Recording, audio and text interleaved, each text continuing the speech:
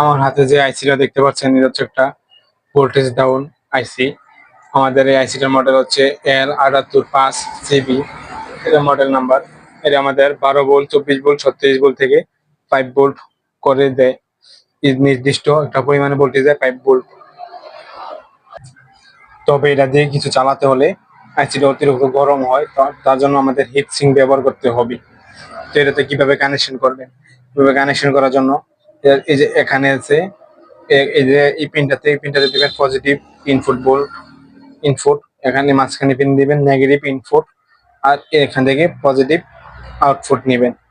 তাহলে আমাদের আউটপুট পেয়ে যাবো 5 ভোল্ট। এখন আমি কানেকশন করে দেখাচ্ছি, তো সঙ্গে থাকুন, কেউ স্কিপ না করে দেখতে থাকুন। আমি দেখার জন্য দেখতে পাচ্ছেন একটা 12 ভোল্টের ব্যাটারি নিয়ে নিয়েছি।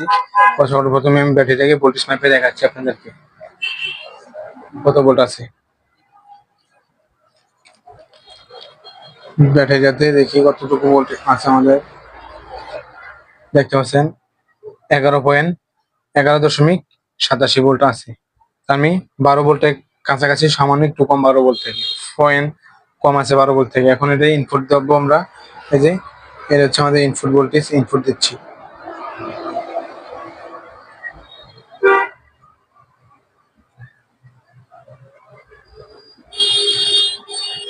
ইনপুট পজিটিভ দিয়ে নিলাম, ইনপুট নেগেটিভ দিচ্ছি। আমি এখন সোল্ডারিং করছি না, তার জন্য যেন শর্ট না হয়ে যায় একটু বাঁকা করে নিলাম পিনগুলা। এখন আমি ভোল্টেজ দেখবো কত ভোল্ট আছে। যে খালি পিনটা দেখতে পাচ্ছেন এটা আমাদের পজিটিভ, আর মাঝখানে যে নেগেটিভের সাথে আমাদের মিটারের নেগেটিভ পিন ধরবো। এই যে মাঝখানে নেগেটিভের সাথে নেগেটিভ ধরলাম, আর পজিটিভের সাথে পজিটিভ ধরলাম। দেখতে পাচ্ছেন 5 ভোল্ট দেখাচ্ছি। সরি বিকজ একটা খুলে গিয়েছিল। এই যে 5.2 ভোল্ট দেখতে পাচ্ছেন, কত সহজে ভোল্টেজ কমিয়ে নিলাম। এখানে যদি ধরি 11 ভোল্ট। এভাবে আমরা ভোল্টেজ কমিয়ে ব্যবহার করতে পারি। যদি ভিডিওটা ভালো লাগে তাহলে চ্যানেলটা অবশ্যই সাবস্ক্রাইব করে রাখবেন, শেয়ার করে অন্যকে দেখার সুযোগ করে দিবেন, বেল আইকনটি অন করে দিবেন।